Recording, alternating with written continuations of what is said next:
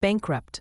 I left all my money and begged my bestie to take care of my BF, but they fell in love. In college, I used money to make him mine. Later, my family went bankrupt, and I was forced to leave my hometown to earn money. Unexpectedly, he became a CEO and sat in the audience as my spectator. At my most desperate moment, he threw me a card and said we were even. Does he really hate me as I suspected? But why does his kiss feel so eager to possess me? In the past, I used to financially support a university student. He was handsome and didn't talk much, making me exceptionally proud when bringing him along. However, my family fell into decline, and with a heavy heart, I had to entrust him to my closest confidant. Years later, we met again. I was singing in a bar to earn money, and he had turned into a prestigious commercial tycoon with assets worth billions.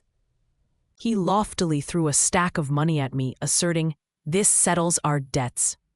I never thought I would encounter George Jackson again in this lifetime. That night, he entered the bar like the moon surrounded by stars, and my singing abruptly came to a halt. Due to the performance error, boos echoed from below the stage. I had to end prematurely. The bar owner angrily informed me I wouldn't earn a cent tonight. I just wanted to leave that place as quickly as possible. At the dressing room door, someone grabbed me. "Jessica, you're back in Maryland City?" Unable to avoid it, I had to lift my head and force a smile. "Helen, it's been a while." Helen pulled the tall and handsome man standing next to her. Smiling, she said, "Jessica, do you know who he is?" I looked at George, and he looked back emotionlessly. Our eyes met for 3 seconds, and I lowered mine. "I'm sorry, I can't remember. ... Helen sighed with regret. "It figures. You never remember these types of things."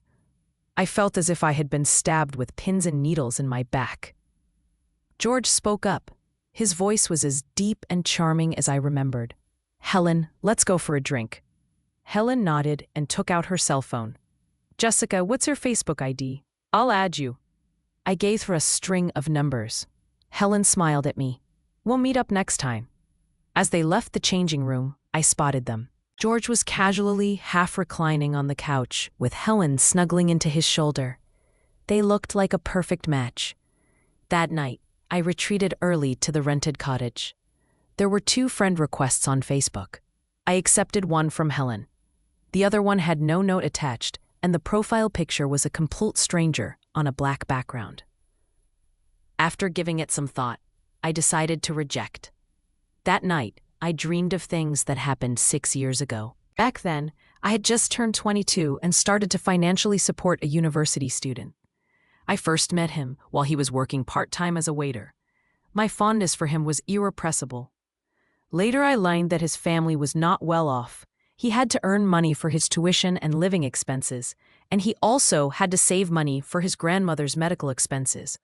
Without giving it much thought, I directly gave him an unlimited credit card. "I'm your sugar mama now. As long as you listen to me, money won't be an issue." Back then, George was only 19. He was a man of few words, but had a maturity beyond his age that I could never figure out. I often took him to various gatherings, and he always stayed within his boundaries. Only in bed, I could see his uncontrolled side. I had never liked anyone as much as him, wishing I could keep him in my pocket all day, holding him in my palm.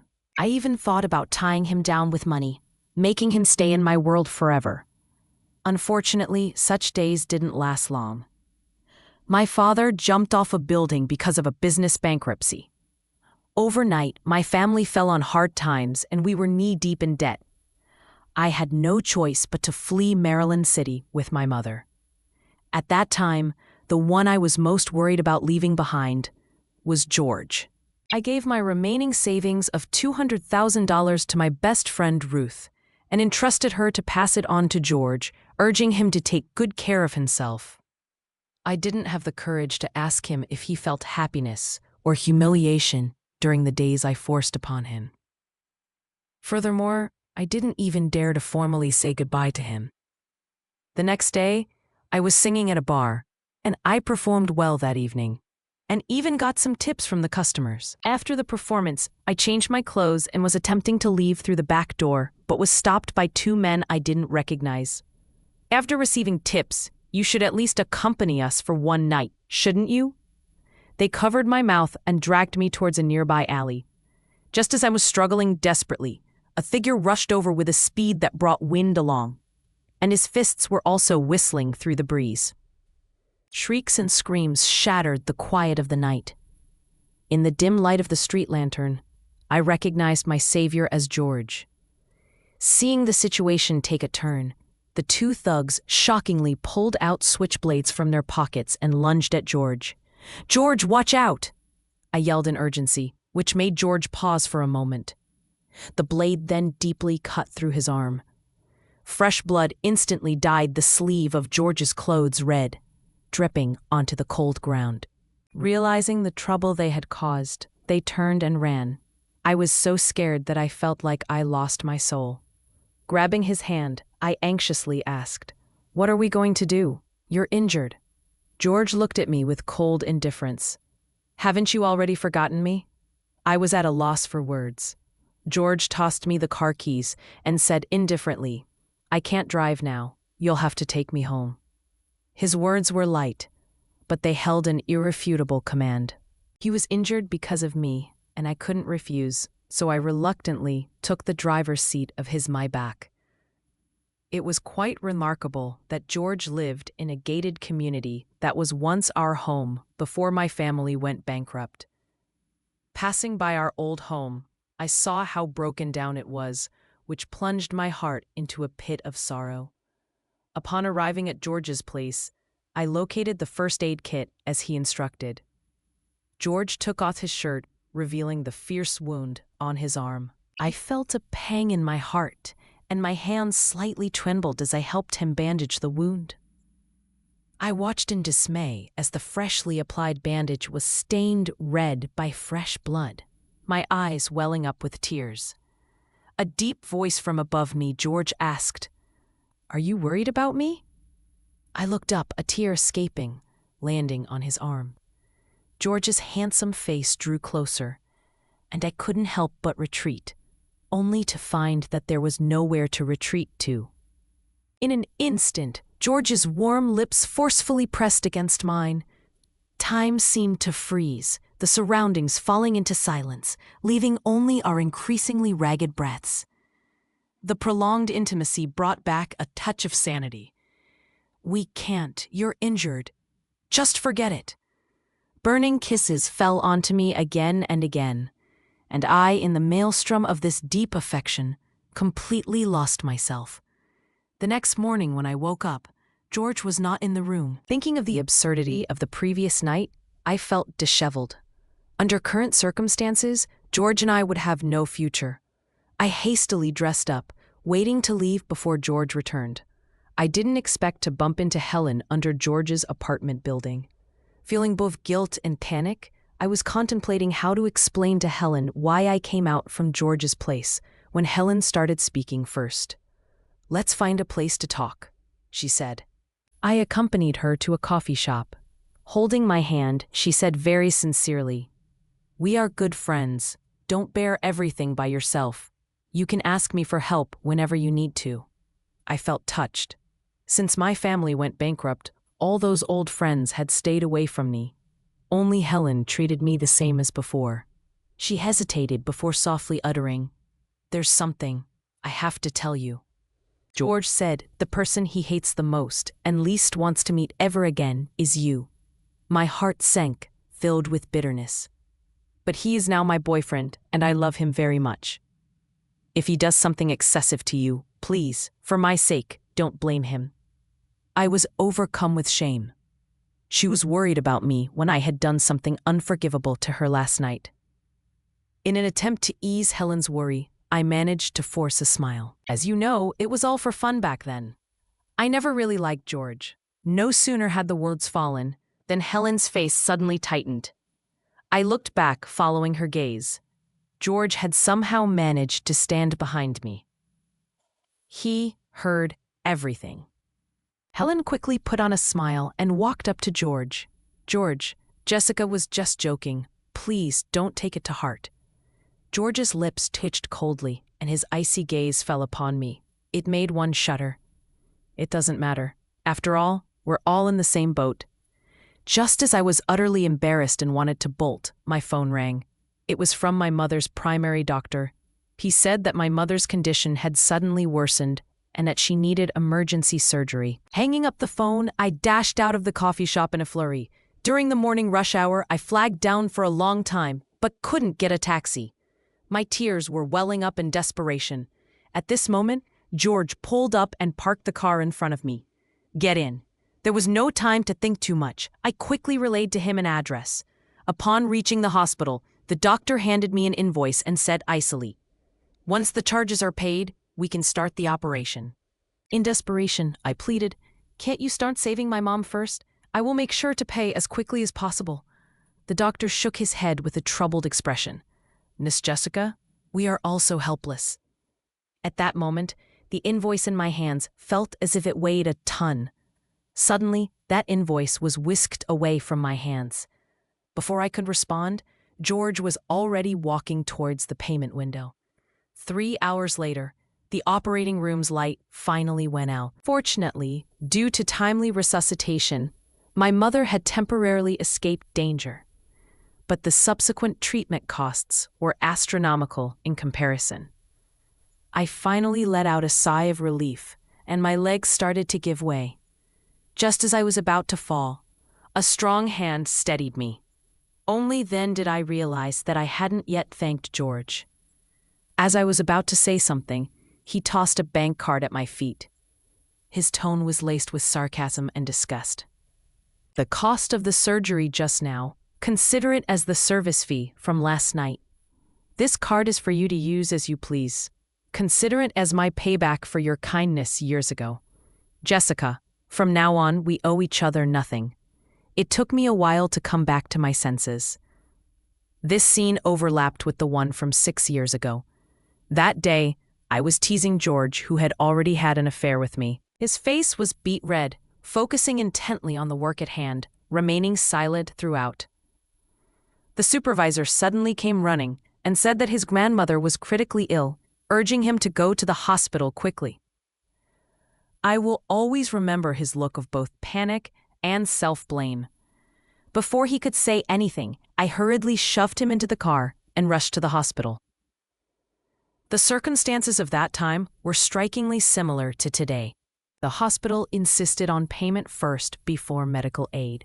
Without giving it much thought, I helped George with the expense, and because of that, his grandmother was treated, and her life was saved.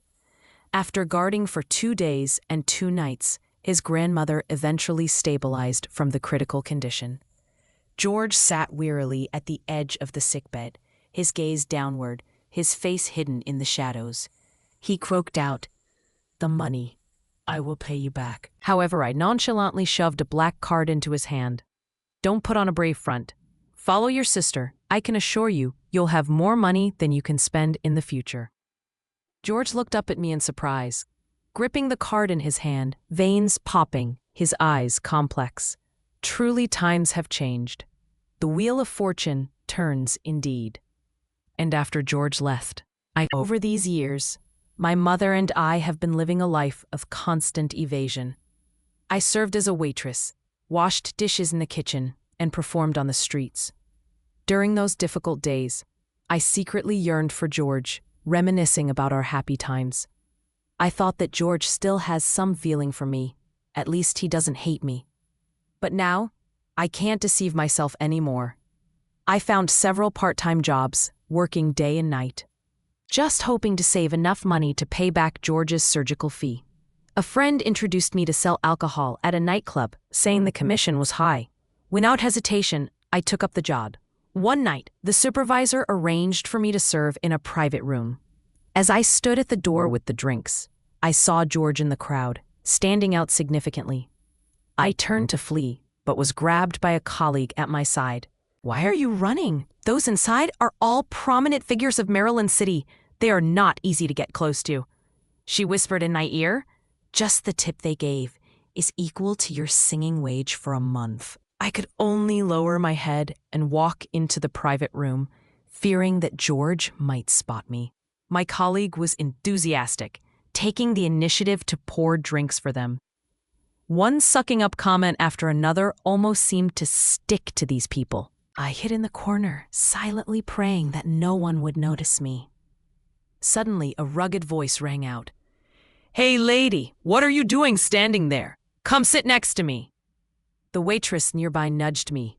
I looked up blankly to find that speaker was a middle-aged man sitting next to George.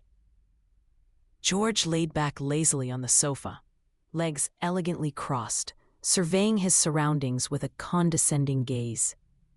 He had recognized me long ago. Seeing me unmoving, that middle-aged man stood up and walked over to pull me up. "I'm sorry, but I only serve drinks. I don't keep company," I tried to explain hastily. "What are you pretending to be pure for here?" The man said, displeased. "It's your luck if I take a liking to you." A sister next to me also came over to persuade me.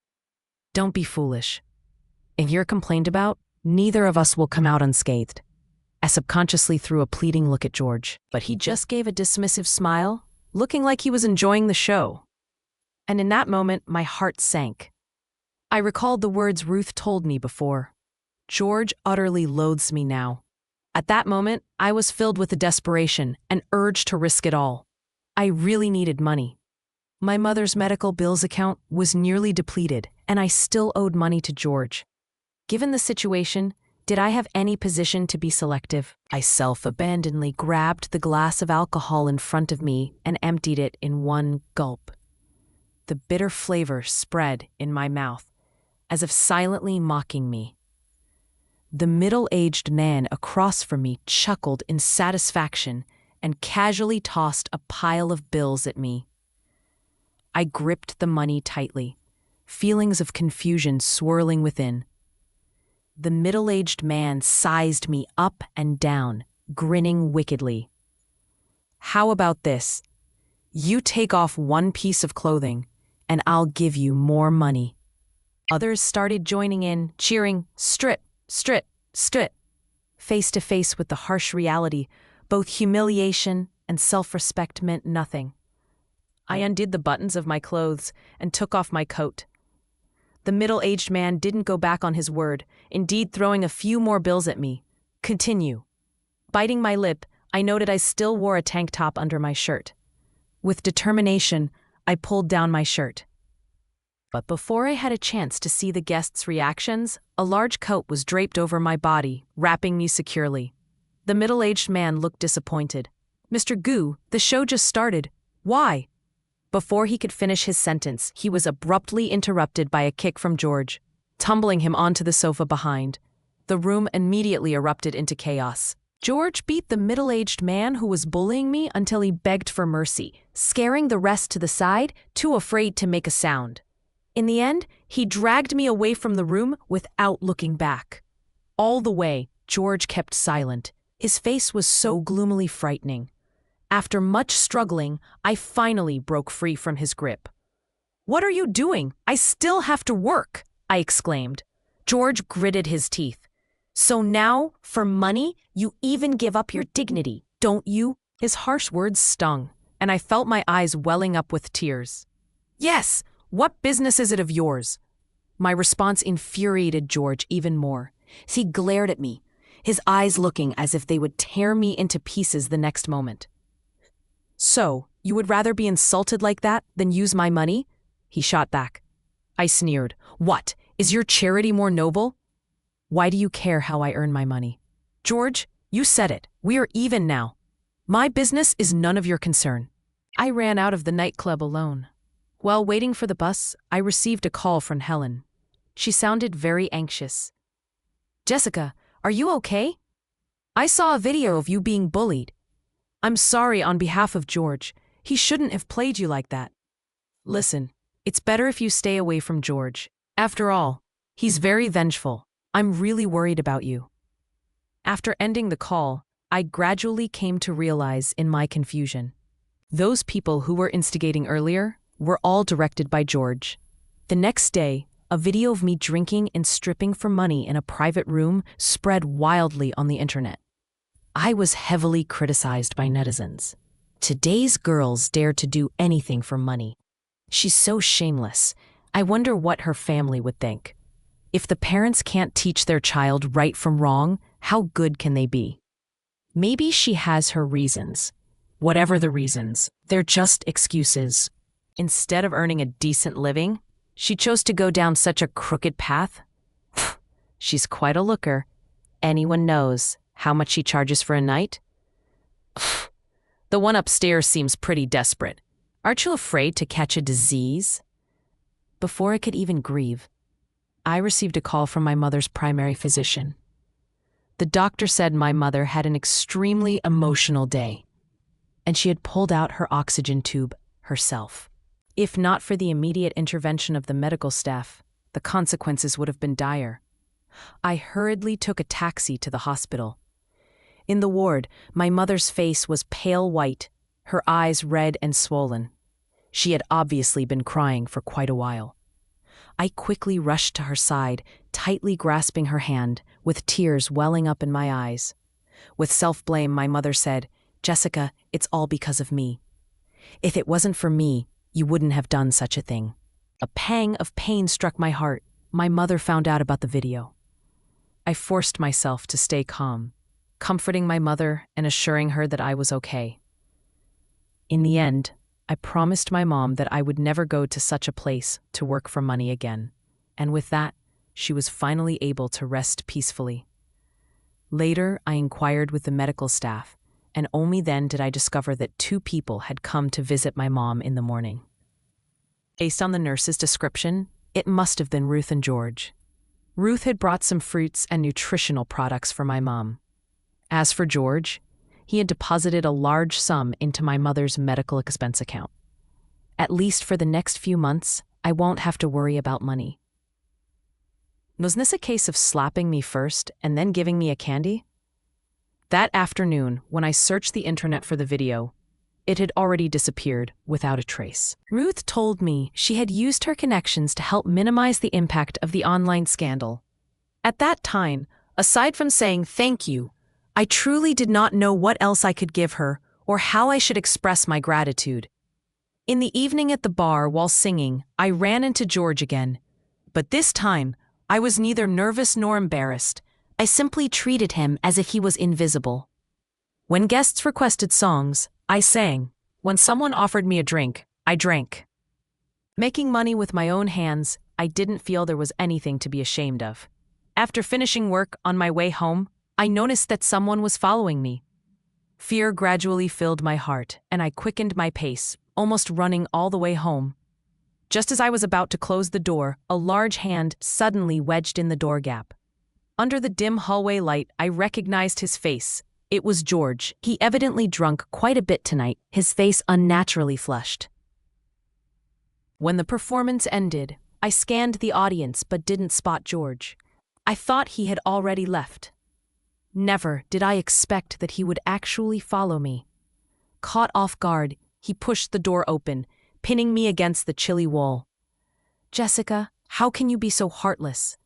His breath, heavy with the scent of alcohol, was searing hot. I tried desperately to push him off. "George, are you in any position to question me? Aren't you aware of what you've done to me? In retaliation to my impulsiveness and selfishness from back then, you deliberately spread videos to publicly humiliate me, nearly driving my mother to her death." George laughed, but that smile inexplicably filled me with unease. "I don't have the right, because in your eyes, I'm nothing more than a dog, beckoned and banished at will. If you never loved me, why did you provoke me in the first place?" George seemed almost out of control, a sight I had never witnessed before. In my memory, he was always calm and composed. But now, he resembled an infuriated hunter. "What right do you have to up and leave once you've had your fun? Just because you no longer want me, you throw me away to others like trash? What right do you have? Your current miserable state, I should be delighted. I should detest you." George kept muttering, as if searching for an elusive answer that he would never find. His voice quivered, his eyes glistening with tears. Eventually, like a wounded child, he helplessly collapsed onto the frozen ground. Why, even though you treated me like this, can I still not let you go? Seeing him so vulnerable, I was somewhat flustered. I seemed to understand his rhetoric, yet felt incomprehensible. Accusing me of disappearing without saying goodbye back then? But isn't he hoping I would let him go? Is it my fault for pushing him away? All I did was ask Ruth to take care of him, and I just gave him that $200,000. Do you know? George looked up at me. In his bloodshot eyes, I couldn't tell whether it was hatred or some other emotion. Before Grandma passed away, she always wanted to see you one more time. But your heart was as hard as iron. No matter how much I pleaded, you just wouldn't come back. Grandma left with regrets. Jessica, I really hate you. I stood there, stunned. George's grandma? She passed away? When did this happen? Ruth never mentioned it.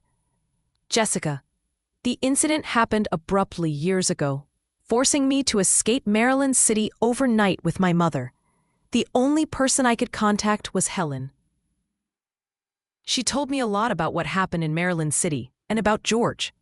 She said, after I left, George seemed relieved and was living happily every day.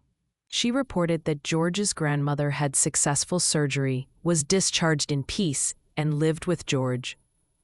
I squatted slowly, my voice hoarse. When did his grandmother pass away? George glanced at me, smiling in self-mockery. 6 years ago, a month after you broke up with me. At that moment, it felt like time stopped. I remembered the kind old lady. I was there with George at the hospital when we barely managed to save his grandmother. During those days, George had to work, and I often visited his grandmother in the hospital alone. Having lost my own grandmother when I was young, I had always treated George's grandmother as if she was my own. I had always thought that Grandma had fully recovered. I believed she would live to a ripe old age. Who would have thought? The moment I turned away, Grandma, tears uncontrollably slid down. If I had known that Grandma was critically ill, I would have definitely snuck back. Seeing me in tears, George looked somewhat surprised, his tone laced with sarcasm. Jessica, your acting is simply superb. Back then, when you went on a trip with your new boyfriend, regardless of my pleas, you refused to come back to see Grandma one last time. Now, who are these tears for? Me? I went on a trip with a new boyfriend? Did George really come to find me? Plead for me to come back to see his grandma one last time? Why don't I know anything about these things at all? Suddenly, George grabbed me and buried his head in my shoulder. With a choked voice, heavy with nasal sounds, he said, "With acting skills as good as yours, why not continue your performance? Won't you even pretend, even if it means using me? I'm wealthy now, even if I clearly know that you are deceiving me. I am willing. Can't you, just like before, pretend to love me dearly?" George's voice was getting softer and softer, with the last bit of his voice seemingly melted into the air. His breathing was steady and prolonged, gently blowing on my collarbone. He had fallen asleep. I just sat there quietly, feeling his weight, as well as the traces of tear marks that had slid across my skin. When I woke up the next day, I found myself lying on the bed, alone in the room. I was completely oblivious to when George had sobered up and left. At that moment, I just wanted to go find Helen immediately and seek clarity. We met at a cafe. I cut straight to the chase and asked, "Helen, why didn't you tell me that George's grandmother fell seriously ill and passed away not long after I left Maryland City?" Helen was obviously startled, showing a hint of panic in her eyes. "Jessica, how did you know?" Her reaction made my heart sink. All of my suspicions seemed to be confirmed at that moment. "Indeed, you deliberately concealed from me, saying that his grandmother had already recovered and left the hospital." Helen bit her lip, revealing an extremely aggrieved expression. "I have my difficulties. All I've done was for your sake." At the time when your father's incident just happened, so many people in Maryland City were looking to trouble you and your aunt. What would happen if they caught you upon your return? Besides, at that time, George's grandmother couldn't hang on much longer. You rushing back hastily might not ensure that you'd see her for the last time. George was full of resentment towards you at the time. I was afraid he would hurt you. I really didn't tell you the truth because I was worried about you. As Helen sobbed and shared her feelings, all I had left in my heart was guilt. She is my best friend. How could I doubt her? I apologized to Helen for my impulsive attitude. She held my hand, sobbing and saying, "Jessica, I know you love George. Don't blame me for lying to him." At that time, such a thing had happened in your family, and as you said, you and George could never be together in this life, as you didn't want to drag him down. Indeed, I had said something like that. Even though George was from a poor family, his academic achievements were always excellent, and his capabilities were recognized by everyone. His poverty was just temporary. His future was destined to be bright and brilliant. As for me, I had fallen from the top overnight with no chance to turn things around. I can't and I shouldn't hold back George, even though I understand that many times George is with me out of helplessness. But I still selfishly hope that he has a little bit of sincerity towards me. So when I decided to leave, I instructed Helen not to tell George about my family situation. Just hand him the $200,000 and tell him it's my severance pay. In the following days, I would often indirectly ask Helen about George's situation. But she always said that George had never mentioned me. During that time, far away from home, my heart was filled with loss and sadness. Helen said with a troubled look, "Jessica, I've been with George these years and he's been good to me. You know, George is so outstanding, no girl wouldn't be moved. Don't blame me." I comforted Helen. "Helen, you're not wrong. It's me who misunderstood you. George and I were just never meant to be. It was impossible before, and it's even more impossible now. Don't worry. Once my mom is healthy and discharged, I'll take her away from Maryland City." Only then did Helen break into a smile. After Helen left, I sat alone in the cafe for quite a while. After drifting abroad for 6 years, at the beginning of the year, my mother suddenly mentioned that she wanted to return to Maryland City for a visit. Actually, I was also harboring a little secret intention in my heart. I wanted to encounter George again. Even though I had already known from the news reports how he was doing, I still yearned to see him with my own eyes. Maybe I should never have returned. Nothing in Maryland City truly belongs to me now. It's not until the sky gradually darkened that I got up and left the cafe. It's time to work and earn money. Just a few steps after I had walked out of the cafe, hurried footsteps sounded from behind. "Is that you, Jessica?" In surprise, I turned my head, looking at the uncle in front of me. The moment I recognized him, tears blurred my eyes. Uncle John. Uncle John used to be my father's right-hand man, working together with my father to establish a business. He also watched me grow up bit by bit. Later on, my family fell into decline, and due to this, Uncle John was implicated. I heard his family broke apart as well, and over the years we lost contact. I haven't seen Uncle John for 6 years. He has lost quite some weight, and both his temples have turned completely white. "Jessica, I've been looking for you for the past few years." Uncle John reached into his pocket and pulled out a purchase order, thrusting it into my hands as he spoke. "The accident wasn't because of our quality control issues. There's a mole that replaced our merchandise." I unfolded the paper in my hands, staring at the content in disbelief. Years ago, my father's company shipped a batch of brand new machinery to the construction site. As a result, a significant casualty incident occurred. Upon investigation, it was discovered that the machinery purchased by the company was all substandard products. Everyone assumed that my father had intentionally used these inferior equipment to collect kickbacks. Bearing the heavy guilt of more than a dozen lives, my father, full of self-blame, jumped off a building. The company subsequently went bankrupt. If what Uncle John said is true, then my father was framed. Uncle John told me that after my father's company went bankrupt, it was swallowed up by several companies in the same industry. Now, the person in charge of these companies is George. Back when our family business was thriving, George was just a sophomore in college and had never been involved with our business. Therefore, I believe that he could not have been involved in the incident that harmed my father. However, now that he is in control of my father's former companies, I must seek his assistance to uncover the truth of that year. I went to the bar to sing that night, but George was nowhere to be seen. Because I was troubled by something, I was in a nasty state, continuously making mistakes, so I had to finish work early in the end.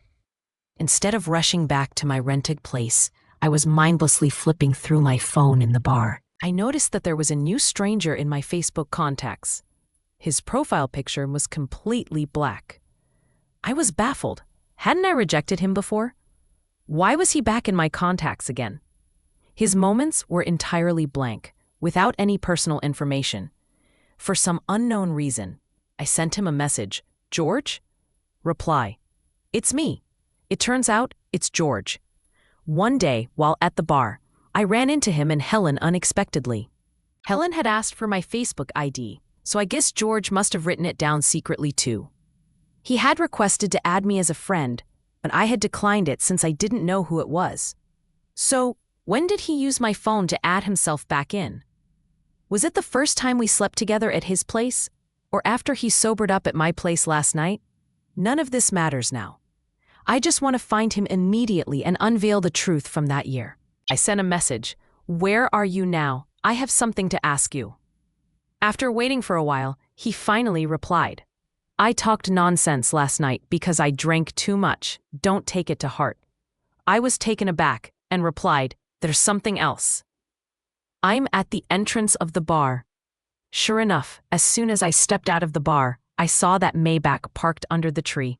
I got in the car and handed him the document that Uncle John gave me, asking him to investigate the incident from that year.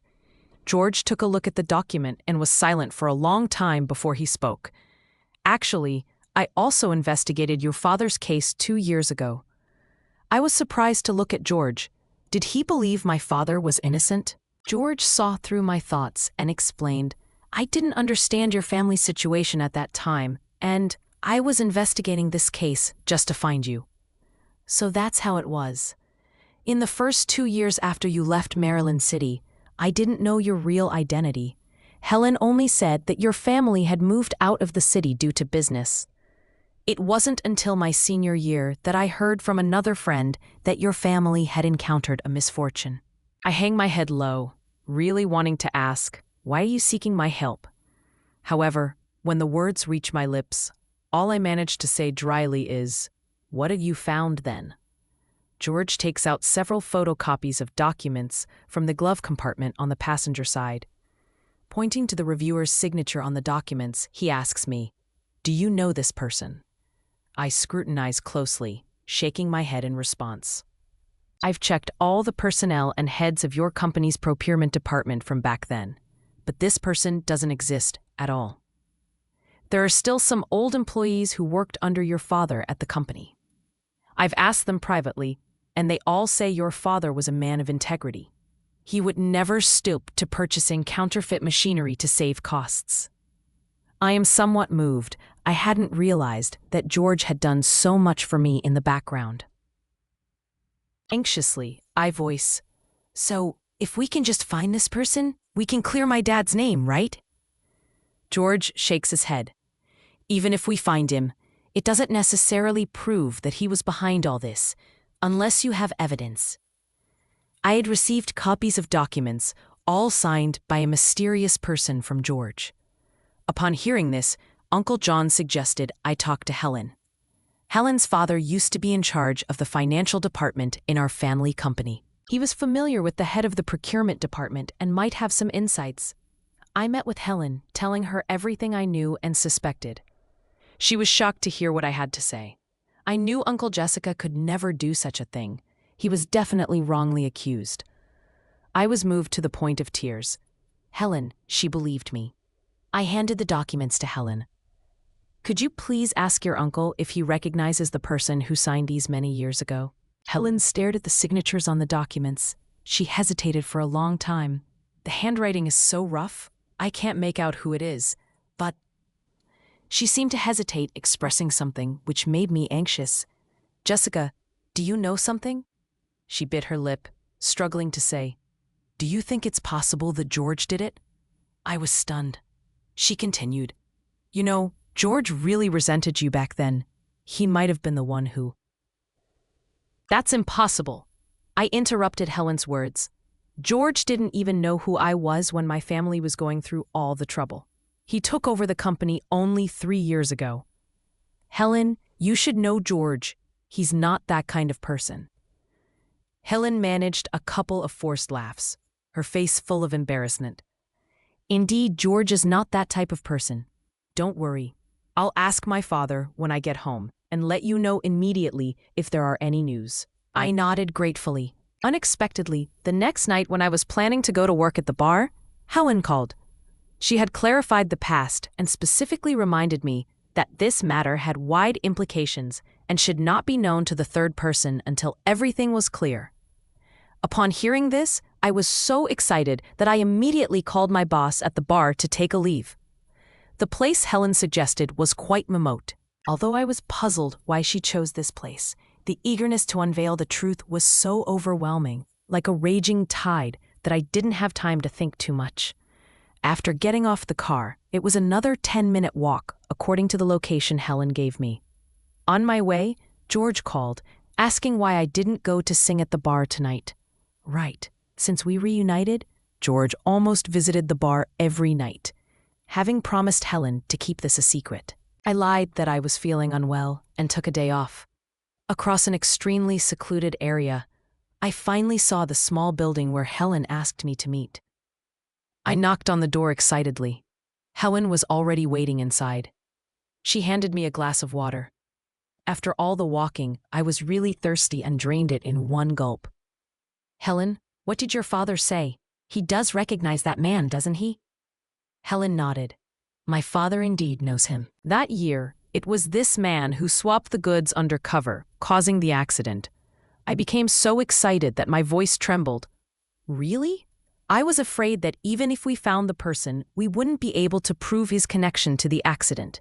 Helen, what do you know about all this? Helen spoke slowly and methodically. I know everything. Your father was indeed wronged, but unfortunately, I felt a constriction in my heart. What's the unfortunate part? Helen smiled, her smile somewhat unfamiliar. Unfortunately, even if you know the truth, you are unable to help your father be vindicated. Why? Because I will never let you testify against my father. What? Suddenly my brain started to feel foggy. All I could see was Helen's shaking smile. My view gradually blurred until everything went dark. When I regained my consciousness, I found myself tied to a chair. The flickering bulb above my head made my head dizzy. It took me a while to come back to my senses. The water Helen gave me, there was something wrong with it. Thinking back to what Helen said just before I blacked out, a chill took root deep within my heart. These years away from home, the only person I could reach out to was Helen. I trusted her so much that I entrusted the person I love most to her. Dare not to think too much. Escaping is my only goal now. I had struggled for a long time. My wrists are worn out and my hands can barely move. I fumbled around for my phone from my pocket. As I was about to call the police, Helen pushed the door and walked in. Seeing me with the phone, she furrowed her brows, rushed over to snatch it out of my hand, and threw it to a corner of the room. I stared at Helen in disbelief.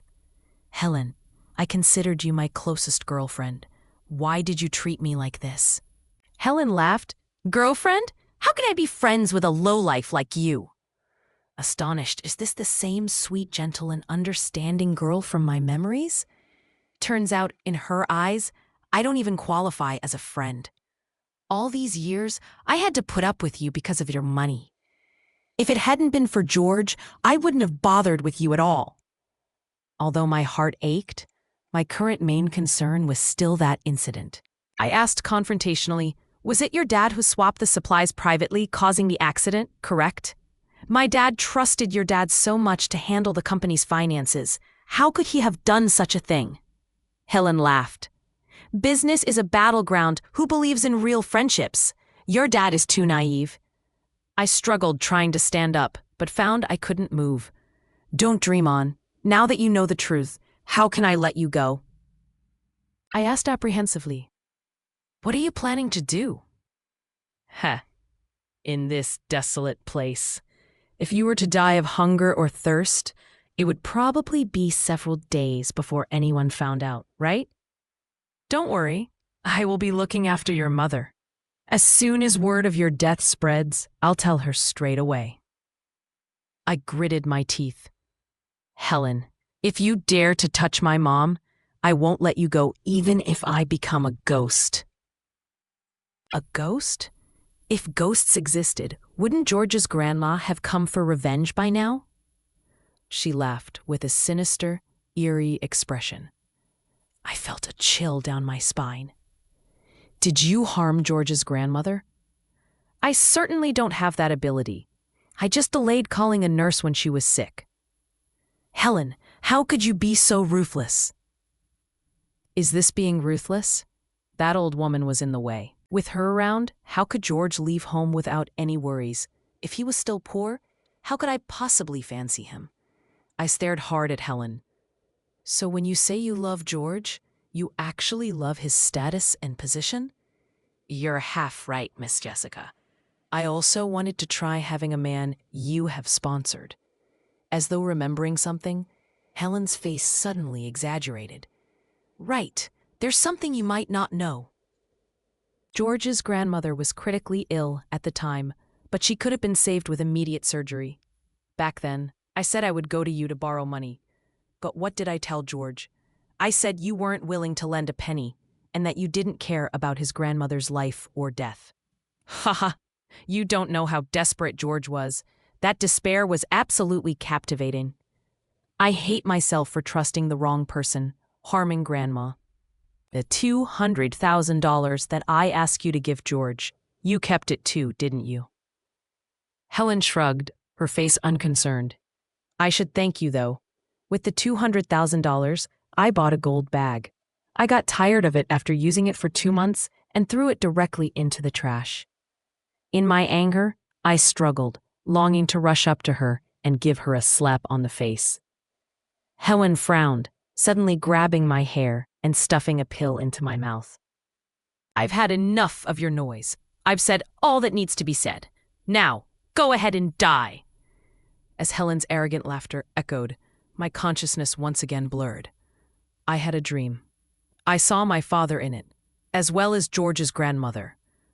My father gently patted my head, saying he knew that I've had a hard time over these years, and he was proud of me. George's grandma also spoke comforting words, suggesting that the two of us should support each other and keep going. I cried continuously, not wanting them to leave, but they gradually faded away. Faintly, I heard someone calling me. Jessica, Jessica, are you all right? Slowly, I opened my eyes. Everything before me was white, and the air was laden with the unique scent of hospital disinfectant. Jessica, you are awake? Only then did I realize that I was lying in a hospital bed, with George standing right by my side. Later, George told me that I'd been locked up by Helen for 2 days already. That night, when Helen snatched my phone, I pressed the call button in my hurry and ended up dialing George, my recent contact. He heard my entire conversation with Helen and secretly recorded it. He spent an entire day and night to find me. At that time, my life was hanging by a thread due to the drugs given by Helen. After a full day of emergency treatment in the hospital, I was finally out of danger. George explained that he had always kept his distance from Helen, and their relationship was not the romantic one she claimed. Every time he approached Helen, it was actually for my sake. Helen never told me the truth. The video of her accompanying drinks at the bar was sent to Helen by a person at the scene. The next day, she deliberately spread it and even specifically showed it to my mother in the hospital. The one who later quelled the public opinion storm was actually George. All clues pointed to an issue with Helen. In fact, he had harbored suspicions about her long ago. Although Helen is my friend, she often speaks ill of me behind my back. George never trusted her. Moreover, he discovered early on that Helen's father was up to something suspicious. Over the years, Helen's father had made a lot of dirty money through unjust means. His actions reminded me of a certain accident that happened years ago. With the recording and evidence of her accomplice, both Helen and her father were taken away for investigation by the police. I was recently discharged from the hospital, and Mom has fully recovered and returned home. George took us back to our original home. The house was clean, spotless, with everything inside just as I remembered.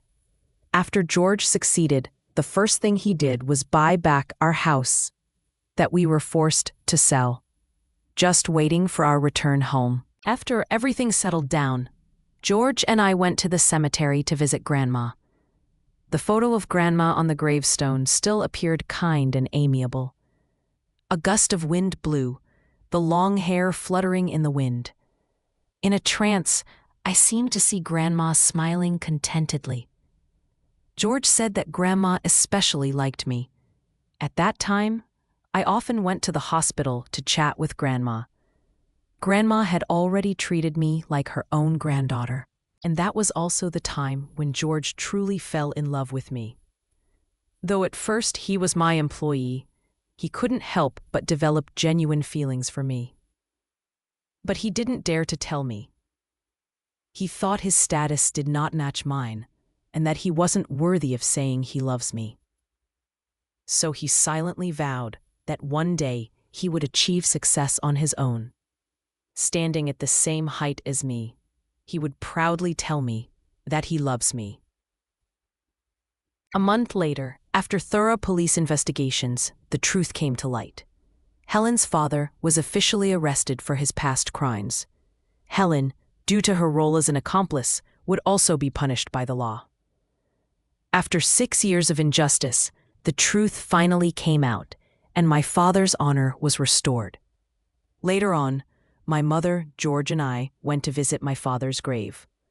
Under the witness of my mother and father, George proposed to me. When he knelt before me, presenting the diamond ring, my tears started to fall uncontrollably. George said that I was the one he had been waiting for 6 years. From now on, he would wholeheartedly look out for me, providing me with a lifetime of happiness and tranquility. With trembling hands, I let George gently place the ring on my finger. With my mother's blessings, we embraced tightly in the gentle breeze. We could feel each other's warmth and determination.